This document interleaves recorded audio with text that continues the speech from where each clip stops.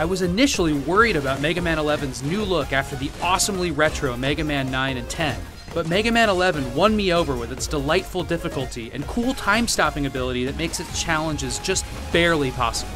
But that really only slightly modernizes the formula without adding much depth, so don't expect many big surprises. Just like we've done 10 times before, you beat the bosses, work your way through Wily's castle, and then it's over.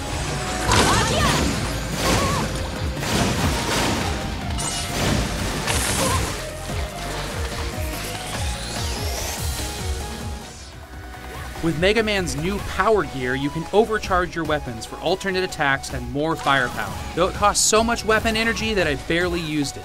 But the speed gear is essential for dodging bullets and carefully landing jumps. It's awesome.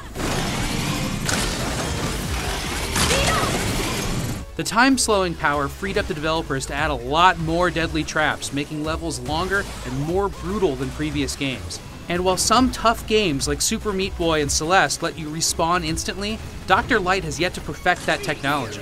I welcomed the challenge. Don't be too afraid though, because you can stock up on power-ups to take the edge off. You just have to grind a bit to collect bolts and purchase your way to success. Figuring out the boss order was the biggest overall challenge in this already tough game, and I recommend that you at least attempt it on your own. It can be a slog to get to the end of a long level only to find that you don't have the right weapon. But I like that failure has consequences, and the reward of solving the puzzle is always worth it. Mega Man 11's bosses are largely familiar, and that's disappointing. Torchman, Fuseman, Tundraman, and Blastman all fill familiar Mega Man roles. But Blockman is quirky and original. His Egyptian-like palace is filled with imagery of him triumphing over Mega Man. On the opposite end, Bounce Man's level is totally obnoxious because of some shaky physics that bounce you around deadly balloons, robbing you of control. The weapons you unlock are varied, but some are more useful than others. My favorites were Bounce Man's B-Ball, a weapon you can easily aim at enemies, Blockman's B-Dropper that lets you crush foes just out of reach, and the P-Driver is actually just a cool dash move for skipping puzzles. Lame weapons include Fuseman's wall-crawling S-Thunder and Blastman's very slow timed explosive.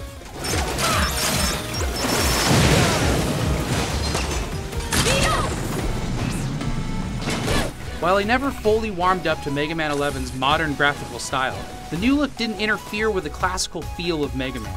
There are some fantastic robot designs. Just look at this flaming ostrich. Sound is Mega Man 11's biggest weakness.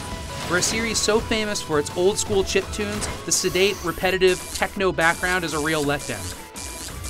There's also some terrifically bad voice acting, which I kinda got a kick out of. One day, Light.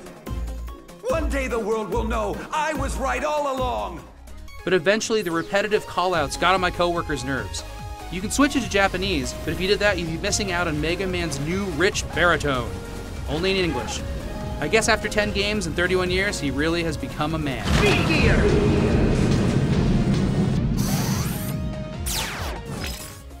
I beat Mega Man 11 on normal in about 8 hours, after which there were a lot of options for Mega Masochists out there looking for time challenges.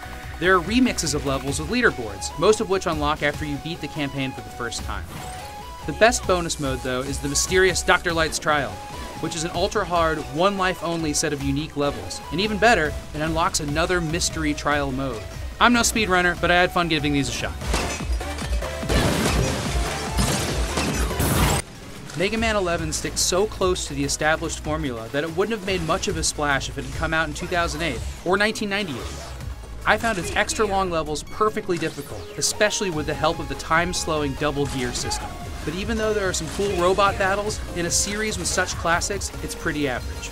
The robot bosses are mostly bland and familiar. Their weapons aren't that revolutionary either. Mega Man plays like he should, even with the graphical makeover. And that's good, because the challenge is cranked up to 11, and getting through these levels takes old-school precision and patience.